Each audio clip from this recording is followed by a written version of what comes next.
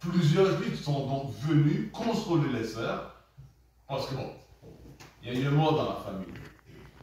Maintenant, devant tous ces gens en pleurs, Jésus va entendre aussi les critiques. Et quand Jésus va entendre les critiques, ça va le toucher, et lui aussi, il va pleurer. Chers amis, devant des situations qui nous dépassent, les émotions peuvent facilement prendre le dessus et nous porter à pleurer, à crier et à faire toutes sortes d'actions qui ne sont pas tout à fait logiques. Parce que ces actions, en réalité, ces actions expriment un désarroi devant une situation qui nous dépasse. Et sous l'emprise des émotions, on peut des fois perdre de vue deux choses très importantes. Que Dieu est toujours là et que nous pouvons faire quelque chose. Dans l'histoire de la résurrection de Lazare en particulier, Jésus va donner des ordres. Vous marquez bien et écoutons vraiment voir les ordres que Jésus va donner. Il va tout d'abord dire, roulez la pierre. Il n'aurait pas pu donner un ordre à l'ange de rouler la pierre tout seul. Non. Il a dit, roulez la pierre. Ensuite, il va dire, Lazare sort.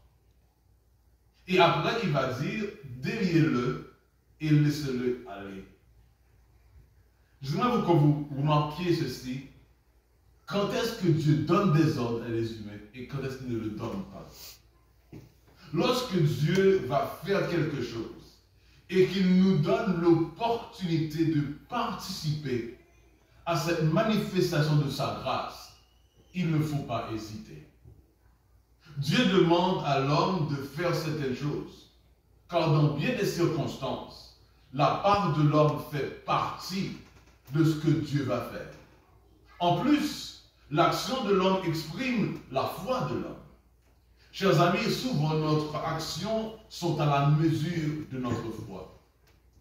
Si vous vous connaissez bien dans le livre de Jacques, il est vrai que Jacques ou certaines personnes ont mauvaise réputation, mais dans Jacques chapitre 2, versets 24 à 28, le texte dit ceci dans Jacques 2, versets 24 à 26. Vous voyez que l'homme est justifié par les œuvres et non pas par la foi seulement. Rahab, la prostituée, ne fut-elle pas également justifiée par les œuvres lorsqu'elle reçut les messagers et qu'elle les fit partir par un autre chemin? Comme le corps sans âme est mort, de même la foi sans les œuvres est morte. Matthieu 13, 58 dit quelque chose de semblable. Matthieu 13, 58. Et il ne fit pas beaucoup de miracles dans ce lieu-là à cause de leur incrédulité. Cette idée se répète à plusieurs reprises, manque de foi, donc manque de miracles. Jésus, Marc va dire la même chose, mais c'est la même idée.